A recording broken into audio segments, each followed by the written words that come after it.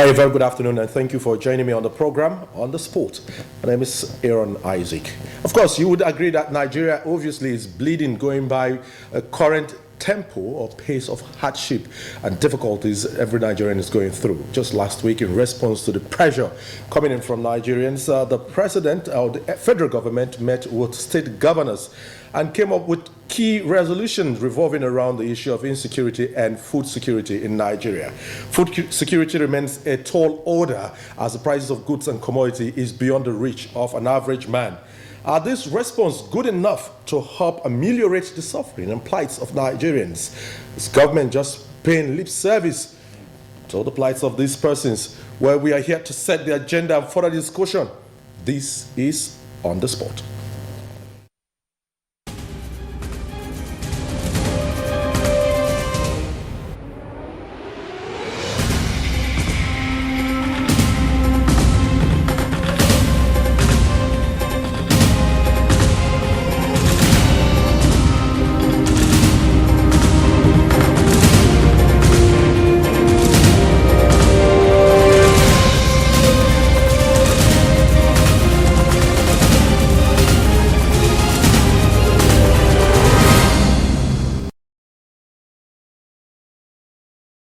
Nigeria appears to be bleeding, and appears there's no quick fix to the problem. If we say the presidency is out of option, it will not be an understatement, because taking a look at it from different quarters and how they interpret how the presidency is handling the current hardship in the country tells you a bit more. Our opposition party, the PDP, are taking a swipe at the government, but the back and forth, is it in any way addressing the fundamental question, which is the welfare of the people? We'll talk about chapter 2 of the Constitution, which talks about welfare of the people. And these persons constitute the majority, and sovereignty lies in their hands. If the government is to provide for their social justice and welfare, why is the government taking this long in actually addressing the needs of the people? With the growing insecurity that we see spread abroad here in Nigeria, can we comfortably say we can guarantee food security in Nigeria? The absolute position taken by or stance by the government on this issue of food importation, would it help also in resolving the problem? Well, let's bring in Dr. John Gamsa. He's a communication expert. He'll be giving us his thoughts on what he makes of this meeting, emergency meeting that was held last week, and what some of the possible outcome is, and if this will be, cogent enough in addressing the hardship Nigerians are actually going through right about now. Thank you very much, Doctor, for joining me on the program. Thank you, Aaron. It's such a long time. Yeah, it's been a long time, and I hope it's a different story, a narrative entirely when it comes to you regarding what's going on in Nigeria. I bet maybe you're living far and above the current situation. Well, I'm a citizen in process, one process. Okay. First time in Nigeria. I'm resident in Nigeria. Okay. And I know what it is because I'm passing through. Basically, I think, let me just start by, first of all, commending Nigerians for being who they are. Okay. Resilient, standing, confident, patriotic, patient. Okay. Enduring virtually everything and still remaining Nigerians. To my mind, that's quite good. Number two, let me also commend, a collective sense of belonging, to a government that has accepted the social contract between the people and the Constitution to perhaps exist and ensure that they do something that is right. Okay. In as much as nobody should just come off stage and start blaming somebody for not being there for everybody. We are all in process, and we're taking over from wherever we are presently and moving into a particular state, that we found ourselves into. So that in itself is a good premise for me to understand that really there is a need to take a lead and to do something different from what's been existing. And that in itself is what the government can do to alleviate, the difficulties that people are facing presently in the area of food security. Or food insecurity in itself. Okay. When you lack, you're insecure. Yeah. When you have, then that's where it is. Yeah. But then what you try to put in place to go ahead and ensure that you progress from lack is where we are presently. So minimally, I can tell you with all sense of respect that people are passing through untold hardships that have been caused by necessarily or unnecessarily structural miscalculation, in the system. Sorry to interject, Doctor. Would you want to ascribe to the same position provided by the government some couple of days back, where it objected to this suffering that we keep, talking about? Say Nigerians are going through untold hardship and all of that, and the government said Nigerians are better off when compared to other countries. Does this in any way, try to pacify the moment, or it's just a mere distraction, I think subject to political interpretation or whatnot, whoever made that statement wouldn't know exactly what he's saying. When you go to the streets and you meet the ordinary person and you ask him, how about Nigeria of yesterday and Nigeria of today? Definitely the contrast is there. So to my mind, anybody saying that Nigerians are better than others, we don't know others. We know ourselves only. So it's not a question of others? Yes, it's not a question of others. It's a question of, what I'm passing through and how I'm able to cope with it. Okay. Yes, it could be true in some parts of the country, but it's really very difficult and a bad situation when you look at other regions and what they're passing through. There are places that farmers cannot even go to farm. There are places they farm to have minimal resources or yields, and they keep. And other people will just come and carry it away, in the name of bandits, Boko Haram, or whatever it is. So to my mind, you really cannot say Nigerians are not passing through difficult moments. Only some people in perhaps designated areas that have some form of safety can say exactly what that is. But as a matter of fact, we're passing through near hell.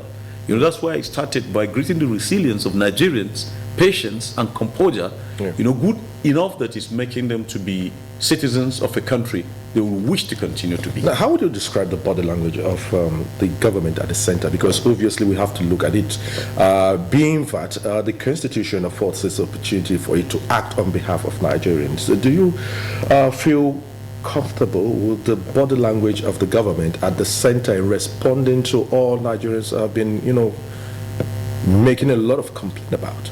Every right-thinking Nigerian will have to see the disconnection, between what is at the center and what is presently happening where people are. I get to sympathize with governors of various states, because the larger part of the population of Nigeria, are resident, basically in the states. Sure. And the governors know exactly what people are passing through than anything else. Now you look at it in terms of the earlier things or steps that have been taken, by the federal government, at least to alleviate the problem, where instead of actually solving the problem, they ended up causing the problem. First was the shade of the drama that came at a point about food pyramid, which turned out to be a hoax, a fake kind of projection that we had this in store. And then the next thing that came up was at the inception of this particular program, when this hardship started, and the name palliatives came. And palliatives, instead of being actually a measure to solve the problem, turned to be the greatest error as far as food security or insecurity is concerned. Because in the first place, you want to solve a problem, you are now using money, in large quantity to mop up the food already done or produced by farmers locally, kept somewhere, maybe half of it or about a quarter of it spoiled, and now you are giving it out as palliatives to the wrong direction. Where today, at a point, if you move to the neighboring countries, you still find some of these bags of the palliative, whatever it is, still existing.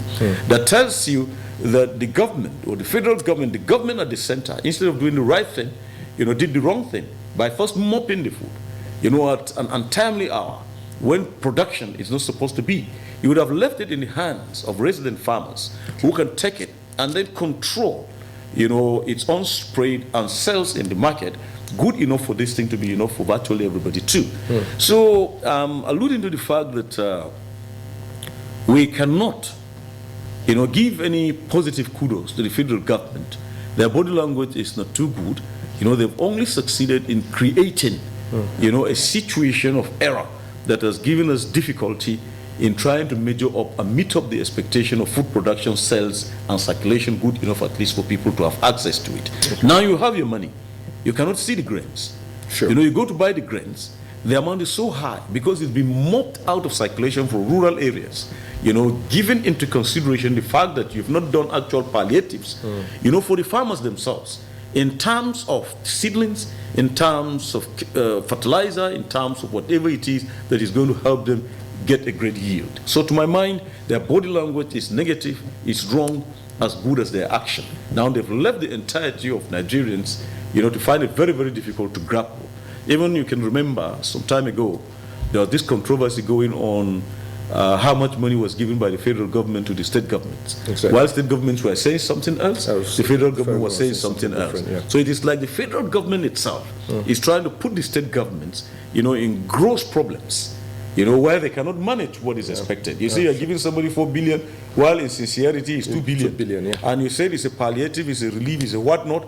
You are giving it out, and in some corners you are saying that it's a loan to the state government. How will they grapple, with such problems and attend to some of the financial difficulties that are there? Yeah. So how do we help understand, some of these misconceptions and misgivings in government, where you hear this, as you just alluded to, you hear this is what the federal government is saying is doing with the state government, and on the other hand, the state government will come out to say, no, this is exactly what is happening, because Nigerians are just left in between. We don't know who to trust and who to believe. You see, I believe Nigerians are in better position to trust their state and local governments. Much more than they should why is this trust. so? Yeah, why is this so? It's just the example I've just given you. At a point, we're meant to understand that the federal government was giving 4 billion to states, and then later some states were saying, that is 2-point-something billion, and the rest is a loan or some kind of things like that. Now, to me, the federal government have already sent a wrong signal, and people have taken the wrong perspective, and thereby creating tension on state governments and local governments as if something is done by the federal government to make it up. Now, you can see in the selective way, they're even doing it, bringing senators, bringing members of houses of representatives, and giving them some palliatives to go and distribute, while leaving the states out. I'm meant to understand that some states have done their best, but then, this gross division or miscalculation or lack of communication, one way or the other, to make people perceive exactly what they're doing is something else. So I want to believe that part of the reason is lack of federal government also being strategic, with its own communication patterns and lines, good enough to notify people of what is sincerely expected to be done, on ground by the people. Now, I would like for us to take a listen to what the Constitution of the Federal Republic of Nigeria says, Chapter 2, which talks about the fundamental objectives and directive principles of state policy. Section 14, subsection 1 says the federal government of Nigeria shall be a state based on the principle of democracy and social justice. With that, we understand what it connotes. Social justice. Yeah. Social justice is the mainstream of true citizenship. And you don't just belong to something without rights. And the Constitution has spelled it in clear terms that this social contract between the people and the government must exist good enough, at least to give us a common sense, attendance for us to survive in a nation like this. Now we're seeing the bridge. We're seeing it not connecting. We're seeing that people are left out. We're seeing that others are doing better than others in government. If somebody comes out today to tell you that he's not feeling the pain of the people, you can understand where the person is coming from. Perhaps he is in better allowances, perhaps he's riding better cars, perhaps he has something in the corner that he has cornered, good enough to give him the luxury of whatever it is that is happening. But we must, as a people, sincerely look at this aspect and begin to question and talk out. Good enough for some of these our representatives to understand where this is heading to. I think the question of the social justice component of this expectation in the Constitution now matters a lot, and it gives us, the many things to question, many things that are not going on right, and many things that government is not doing, at least to make up. And I believe, maybe to sound a little optimistic, is the reason why perhaps the federal government called the governors of all states and asked them to brainstorm. But when you look at the issue of the brainstorming, it's not even a brainstorming. It's like, hey, states, come here. This is what I want you to look at. And there's no feedback from the states, at least for the federal government to get to know. Yeah, sure. Now everybody is left on his own at state level to suffer and try to make things for his own people. So to my mind, that disconnection, is what the federal government should look at. Something is getting wrong. Yeah. And the earlier we attend to it, the better. Yeah. And I think they're not timing properly. They're timing it at the time that people are getting disgruntled, fed up with government, and once the people reach that particular position, in any social construction, that tells you that particular government, state, or nation is heading towards anarchy. Now, yes. Why is that aspect of social justice, seemingly like a salient line in the Constitution? Because it appears Nigerians don't seem to realize that government owes them this aspect as a responsibility to them. And of course, we know that power, sovereignty lies in the hands of the people. But unfortunately, people don't tend to connect with this. Maybe little wonder we see maybe the Sultan of Sokoto just last week was quoted to have said that Nigeria is sitting on a ticking time bomb if nothing is done to address this situation. Speak to me if it's a deliberate construct where that particular line is kind of silent and you don't have people talk about this. Nobody amplifies it to help Nigerians have an understanding that you have a stake in this. Nobody amplifies that. Let me indict you in the media. Let me indict you because you are part of the channels. You are part of the process that should get people informed and educated on the need actually for people to develop some media of consciousness. However, I cannot blame the media that is just taking it every day from somebody who is dishing out information and down. Now let's take it from the fact that from the Constitution itself, there's never been a preparedness to first of all orient and reorient citizens to have national consciousness and the kind of patriotism fitted enough to question the inability of the Constitution itself to meet up this expectation. What I simply mean by that is simple. You are a nation. You are into a social contract with the people. Yeah. You must make these people to be conscious of what is theirs and what they owe. You don't just make them the victims. You're supposed to make them to be part of the reality. Let me just sarcastically use what Tinubu said, that allow people to spend the money. Don't spend the people in your states. Yeah. That's what he should actually tell himself. Is he not actually spending the people and not giving people the money to spend? Yeah. This is just the issue. But then there is a need to pattern some kind of communication that should create some consciousness in the people, good enough and laid by those that represent these people, to know their rights so that they can now put themselves into it, good enough for them to make the people to demand for that which is right. Why do you stress, representation, especially those who are representing the people? I know we have them in the National Assembly. We have them as senators. We have them as members, House of Representatives. Yeah. We have them within the state, assemblies. Yeah. Why do you emphasize this particular aspect of? I look at democracy in its beauty. Democracy in its beauty does not domesticate a legislator to look as if he's an establishment-oriented person that should support government all the time. The role of a legislator, a representative, is that of a person who takes the voice of his own people, to the floor of the parliament that is allowed for him to ventilate. Now you notice that these people are not really doing it. They do it only when they're under pressure. But I assure you that this is supposed to be an arm that should not only ventilate, but timely, note, sequence, program, and pass across what their own people are saying minutely.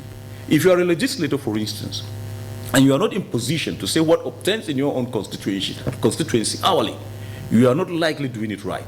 So I'm making emphasis on the fact that yes, the executive can just cage themselves in an office, look at policies and draw rules and perhaps draft the security and ask them to impress and impose this.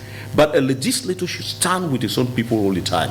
That channel is just not there. And that is the reason why people are really finding it extremely difficult to actually get a representation that will voice out the plight of their own people. Now let's backtrack a little bit and take a look at the former, the past president, immediate past president of Nigeria, in person of President Muhammadu Buhari.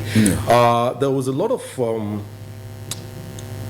chanting about trying to redirect the nation's economy, and part of that redirection was for him to tailor the economy towards agriculture, because of the opportunity, the vast, immense opportunity that there is in that particular sector.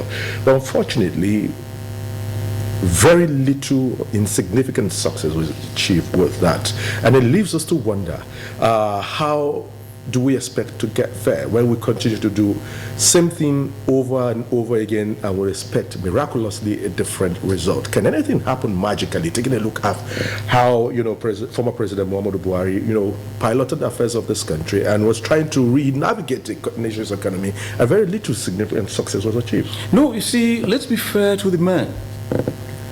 For somebody to have had courage as an executive to insist on making people go back to land, to agriculture, and spending billions of naira for people to actually come up, you will accept with me that we've registered some major successes. If you don't know of any, I can tell you what obtains in my area where I come from, my constituency, Numan Lamre Dimsa, where you know that the land has been arable and fertile, at least for the cultivation of rice and other things. And if you go there, you see young people that have used the terms and the moment of the available resources, either through refund or whatever it is, to do real grassroots farming and to raise enough grains at least to sustain themselves. There are other places, there are other parts of this country where, as a matter of fact, the money given to agri have been utilized more effectively, to the extent that agricultural products, in terms of fish farming, animal, whatever it is, have been also good. Look at the policy that went into cattle rearing, for instance, and look at the increase in the population of cattle and other animals, that are also considered, to be part of our own livestock, whatever it is. That you give it to the man. But you just don't do things like that without continuity, and to me, that is the error, in our democracy that doesn't have some form of continuity in terms of policy and guidance good enough too. You would have taken it of note to understand that this present government of Tinubu, for instance, have done something and have disconnected from the means of the things that would have alleviated the people's difficulty. You would have continued, on the line, of insisting on encouraging farmers, to do a lot. He didn't look at it. He didn't see the connectivity between fuel hike, subsidy issues, and whatnot, and the turn that it's going to have, on the farmers that are local there, people that are powering, water pumps and generators, at least to do irrigation. You just said, okay, now remove subsidy. Now that makes it entirely helpless for somebody that already invested his resources, as limited as it is. That's why I'm happy on the disconnection, between what Buhari did and what Tinubu is personally doing. The disconnection in between the two is what is bringing this kind of untold hardships. He wouldn't have done it. He would have taken his time, assess, evaluate, monitor, and look at the simple ways of gradually attending to certain things. Now, why you reckon to some of the successes in Jari Buhari's administration? There are a lot of graft issues regarding how funds were, misused, mismanaged, and misplaced in terms of, the gains you're referring to. But my own obvious, concern here borders around guaranteeing the safety of the people who were actual farmers. We knew what would played out even at the tail end of former President Muhammadu Buhari's government, where persons were held, at bay and were demanded to pay royalty to non-state actors. And this, we can still talk about it today in the government of President Bola Ahmed Tinubu. Aren't these enough, convictions for us to understand that we have a government that is saying one thing on one hand, and something different is really happening in practical terms? Yeah, you see, I want us not to delude ourselves, and let's face it, government is a continuity. By the time you come in and you take up the reins of power, what matters is not where you're coming from. It's not the people that have either voted you or have not voted you. It's a question of the political party that is not my own political party, so I'm going to defer. But in this case, we have a complete blessing of the fact that it's APC transiting into APC, and we expect that this connecting route should be there for some solutions to be. For somebody that has spent nearly 1 year in the previous APC government. I get what I'm trying to say. For somebody to come and indict the previous government and look as if the previous government did not do anything, and yet you are flying the same party, makes you look irresponsible on one way or the other. One, to me, should be a situation where we look at them holistically and then look at where the government is failing to meet up its expectation. Like I said, it's a step. Yeah. Somebody did 1, 2, 3. When you come, you should add more, 4, 5, 6, and then stop somewhere. But then suddenly we saw this gross disconnection and failure somewhere. And that in itself is what I'm thinking that has not happened, and it's making it extremely difficult for us to begin to situate and make outright analysis of what is expected of us. Because if you look at Buhari, he did his best. Now, this government coming up, why don't you prosecute people that have done the wrong thing in that place, or ask them to reform or some kind of things like that, with the intention to sharpen and to make it straight. Now, it is looking as if what Buhari did, definitely a bag of rice, you know how you used to buy it. Sure. And now that you are buying it at almost times 3 plus, makes it extremely difficult for you actually to respect and to regard government, as it is and as it is. Now, the government is being strict, and it says it is a no-no to any conversation around importation of food items into Nigeria, because it's trying to protect the local farmers and grow the local industries within the country. Indigenous farmers, let me not use the word local farmers now, indigenous farmers and indigenous industries in the country. But when you try to look at it and make a critical assessment of government's effort, would you feel convinced and well persuaded that the government is on track towards actually realizing this for the benefit of Nigerians, or is still another talking order as we continue to have them in Nigeria? Doctor, you respond to this when we come back from the break. Thank you very much. You're watching On the Spot, and on the Spotlight today, we're taking a look at government policies towards addressing and ameliorating the plights of Nigerians occasioned by the current economic hardship. You will tell. Today, pump price is above the pocket of the average man, and you know what the cost of goods goes in the market. We'll be back with this conversation with my guest, Dr. John Gebser, as we unpack more of these elements on the show today.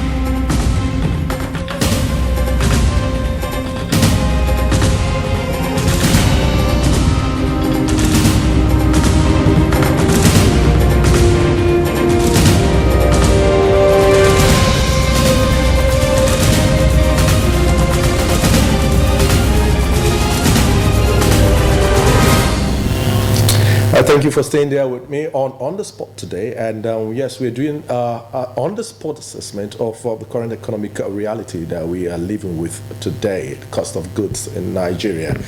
Inflation on a double digits, about 29-point-something%. That's what we have to deal with. The currency today is highly devalued. It's headline inflation. That is how economists would put it. We've never been there before in history, and we are there today in the country. And with the state of the naira to the dollar, you know what that implies generally. And with our dependence and over-reliance on import, how do you think we can run Nigeria? And government is telling us that we should be patient with them. How long is the question?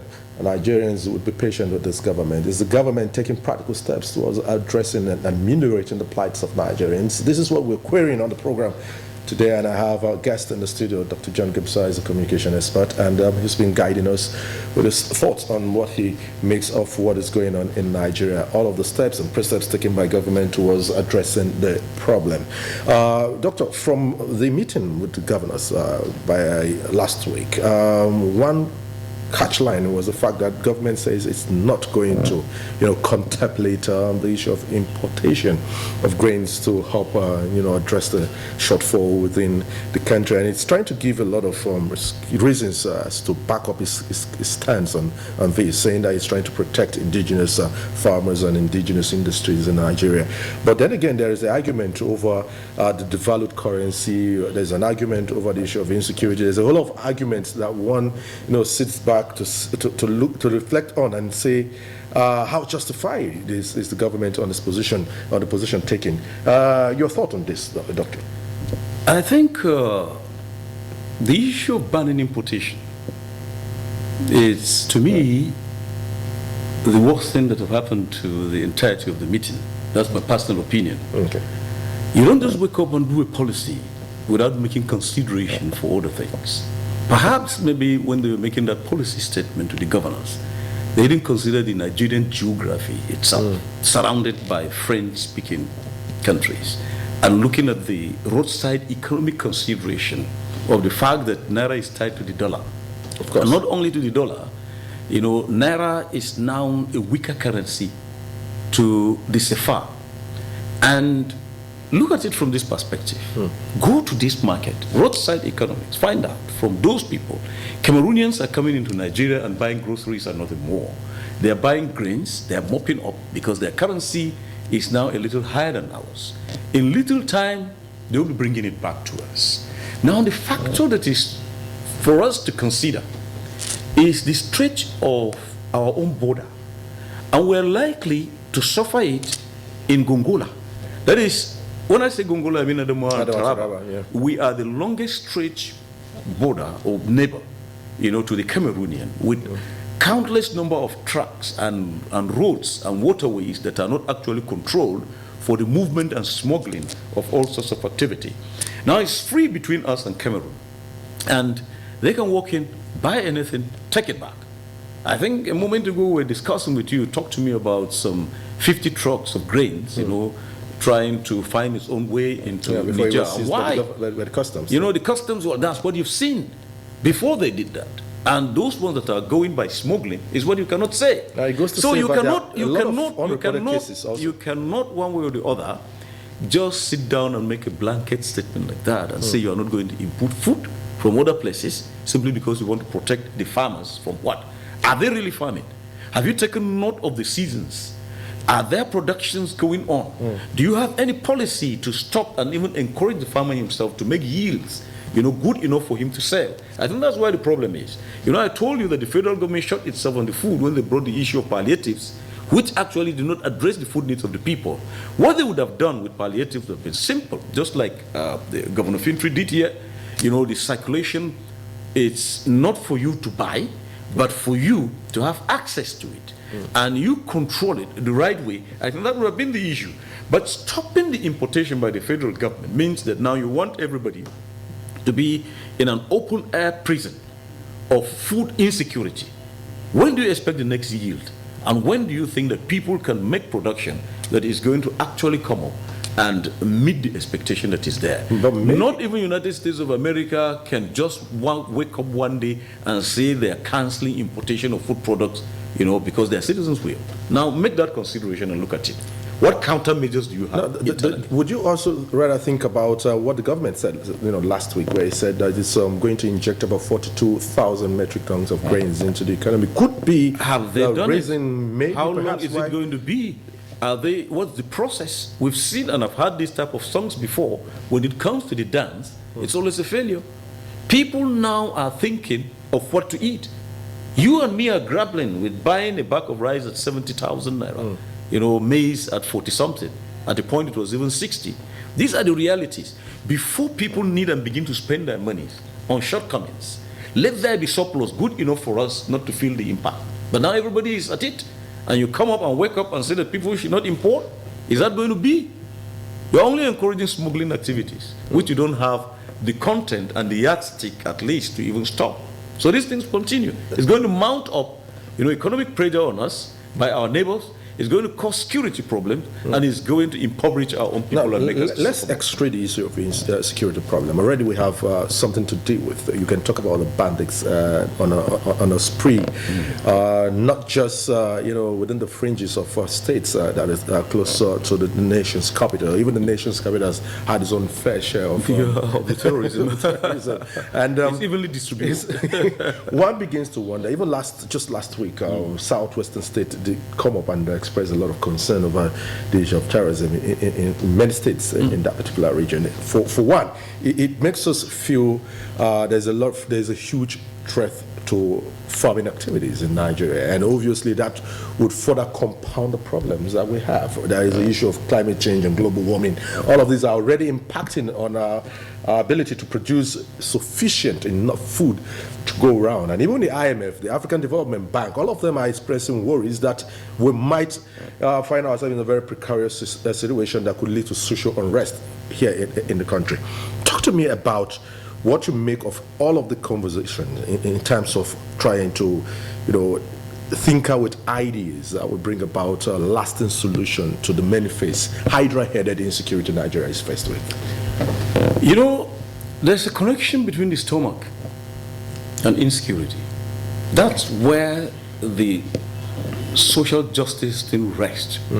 That when people cannot connect to it, definitely they get to do certain things that are there. I saw a very graphic and pathetic situation, a footage from Kaduna State, where an IDP was talking about the fact that when they farm, bandits will come and take their food and they will eat. That's just the typical situation. You expect that anytime there is not enough, you don't have enough, at least for people to put in their own stomach. So it's a critical thing. But I also hate, this superseding analysis of the IMF and other people that will make projections so they can confuse us and make us to spend money in the wrong direction. I don't take that shit. So you feel it's a I don't distraction? want it. I feel it's a distraction one way or the other. But what I'm thinking is, before you do a policy, before you even go to engage, top class management people in the affairs of a nation like governors, what blueprint do you have, good enough to sustain? I'm not talking about buying tear gas. I'm not talking about buying bullets. I'm talking about quelling riots. I'm talking about what do you have in place to take care of the notable situations that we're trying to analyze. First, you spoke about the climate change. Yes, it's affecting. Do you have anything coming up from the Nigerian authorities based on policy, informing people about the fact that, yes, you're going to have flood. And if you're going to have flood, what will be the outcome of this particular flood? Yes, you are going to have drought. If something will happen, what step do you have for it? Nations have gone beyond where we are today. We should go beyond that. I think knowledge is something that is drawn even at the rudimentary level, good enough for everybody to harvest and to utilize. For people not to suffer, is the government of Nigeria doing that particular thing at federal level. What they're supposed to source out is good enough information and direction and guide, good enough for farmers to flow in and to learn to do that which is right. It's failing. It has failed.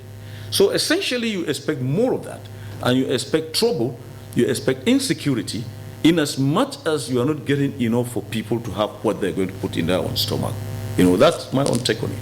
Stomach infrastructure. Yeah, stomach infrastructure. We deal with the nightmare to determine of what will happen. Yep. And the service chiefs have oftentimes tell us that they would, deal with the problem, and yet we still continue to battle with this growing nightmare within Nigeria. Talk to me about what state governors can do in their own right to help, change the narrative as it is right now. I know there's a very little they can do because the economy is in the hands of the federal, and taking steps that would address this problem fundamentally is in the hands of the government. Very little they can do from their own end, but I know they still have something they can offer, just like we see here in Adamawa State. Yeah. What can governors, their respective ends, do in help managing this situation? You've touched me where I should talk to you personally, because first, other than just being a citizen of Adamawa State, I'm also somebody who is very close to the governor here and to the government of Adamawa State. I've seen Adamawa State as being a lead when it comes to issues that will be done. First, when the palliative issues came up, it was our state that led the score of saying exactly what they were going to do. Sure. Our state spoke about increasing, some stipends for civil servants that they did before other states. Our state went as far as stressing the fact that, yes, when the palliative come, they should not be sold, they should be given to the people. Yes, that was done. And we first had, the first major security problem that came with it, and the governor handled it, the right way. We were able to put it under control and to move ahead, with what is expected. Now, a moment ago, if you listened last week, Governor Amadou Fintri did made a statement of the fact that people should be careful about smuggling building materials and other essential commodities, to the neighboring countries. You remember he made that statement. Yeah. Now, it appears he has some kind of lead in understanding what to do ahead of time. That is expected of all states of the Federation. Before any policy comes around, what you're supposed to do is take note, take cue, take stock. Now, look for policies that will work at least in the process, enough for people to do. So I see what we are doing in Adamawa State as some kind of lead for other states to follow. You have to understand the composition of the Nigerian situation. Okay. Some are on the border, others are in the hinterland. Yeah. So their problems are going to be more for those that are on the border. So I assure you, Borno, Adamawa, Taraba, and then you get down south and you see exactly where this is. And then for places like Lagos, that is already superseding the economy of Benin Republic, you also expect that. But Niger on the top also is also there. So what I'm simply trying to say is there should be different kind of approaches, specific enough to attend to different states. But then the states must have to sit up, with plans and policies that will have to work up and make because it much I raise this point because we know oftentimes too many governors will just sit and wait for whatever they would get from the center before you see them acting. And it's good you made mention of some of the novelty that the executive governor of here in Adamawa State has been able to do. But then again, we still see certain kind of actions, steps that are taken in other climes. Say, for instance, in Kano State, where warehouses that are hoarding steps have been taken by that state government towards addressing, some of these wrong acts that we see within the society. Talk to me about how imperative this would be for a government like Adamawa State. It's practically an agrarian state, obviously, due to its land mass and the occupation of people across the 21 local government areas here in the state. We are talking about making farm inputs accessible and affordable. Is the government thinking in that stead where it hopes to make farm input accessible and affordable to farmers? And also, maybe perhaps the government will once again think about why not we get into farming? Are they contemplating this kind of thought to say, we don't just sit and watch the peasant farmers do these, we can also be a part of this? Yeah, I quite agree with you.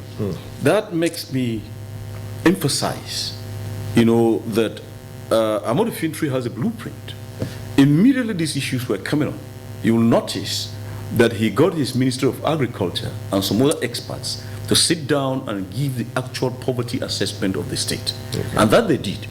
And brought the alarm of the fact that if care is not taken, about 1 million people are going to run into starvation because of all these food shortages. All right. And that you've seen him immediately also do something like an interventionist kind of intensifying the issues of border security monitoring.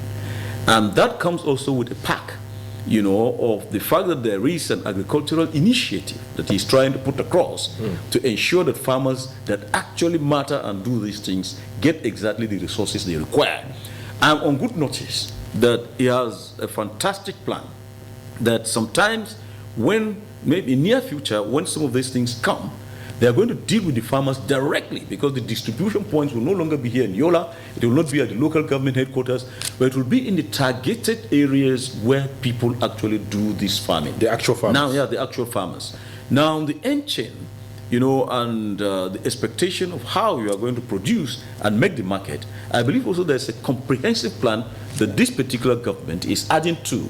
That is to say, they needed to do certain things like building their own cooperative shops, building their own stores, looking at how they are going to get grains and get them. I think that order, that particular plan is in the offing. This I'm telling you on good notice, because I'm part of the strategy. I can be frivolous to tell you that the government of Ahmadu Fintri has placed some of these things strategically good enough for people to do them and for them to attend to farmers, so that it's going to add to the essential aspects of what we require to get our own grains for ourselves. But not without all the difficulties. Sure. The aspect of synergy will have to be there between him and Taraba, because we are bordering Taraba at the end point of where we also chunk out rice good enough. Supposing Taraba doesn't have that same policy, and we have, and what we produce here and Taraba takes it and take it somewhere else is another thing. So I believe that he's also looking into the possibility of the cooperation, looking at the outlets and the channels, and then boosting up the activity of markets good enough for market people to do that. And I assure you that he also has it on good record on how he's going to mediate and insist on getting some of these grains good enough, at least for people, so that once they're stored at the appropriate time, they will be released to the people good enough for the price to control. Yeah, and talking about the price to control, I just want to reflect back to the Constitution, why I'm emphasizing that a lot.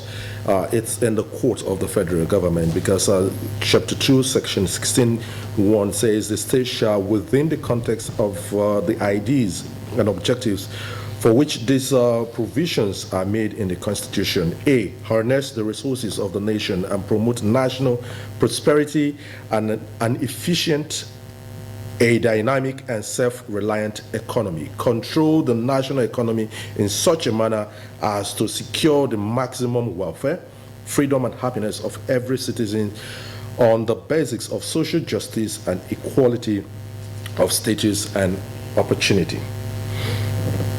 These are simple.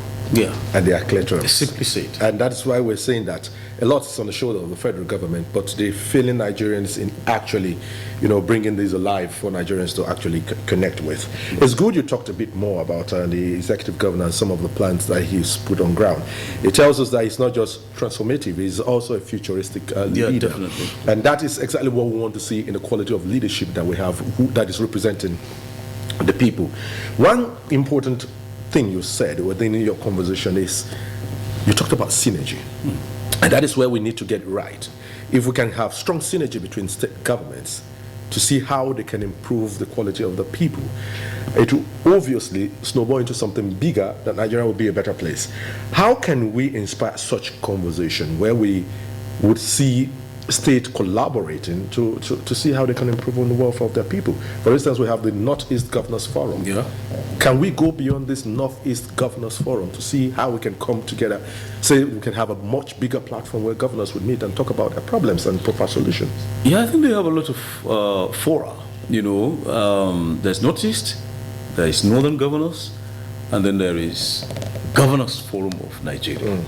And all of them, I believe, when they meet, they share some of these things as they relate to them.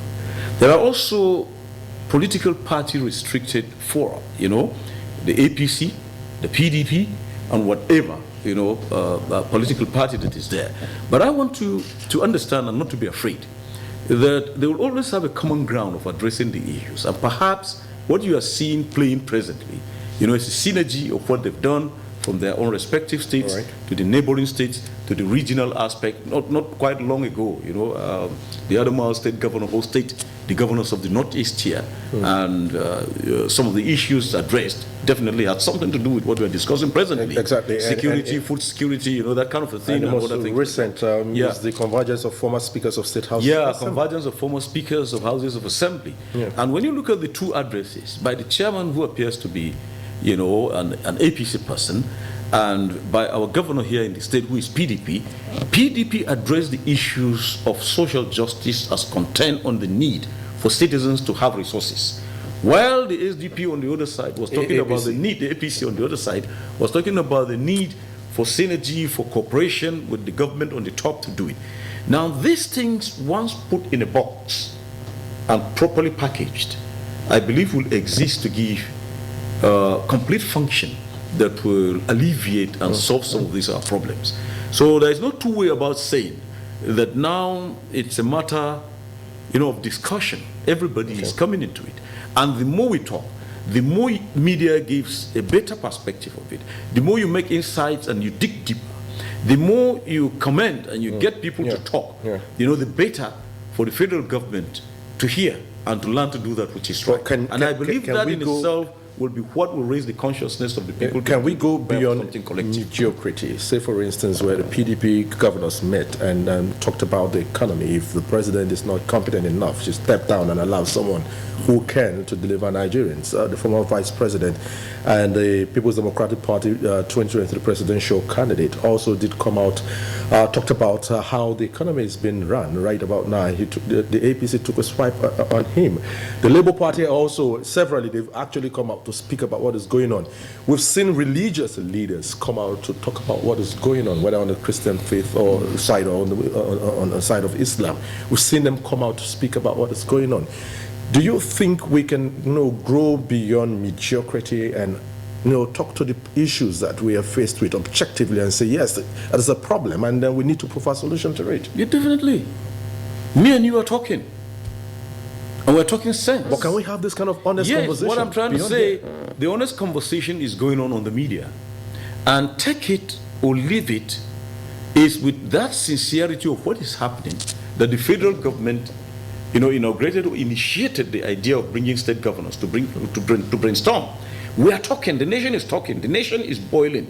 And definitely that is the reason why the president is also eager to go and meet the Economic Council, and the Security Council of this particular nation, to look for ways of solving this problem.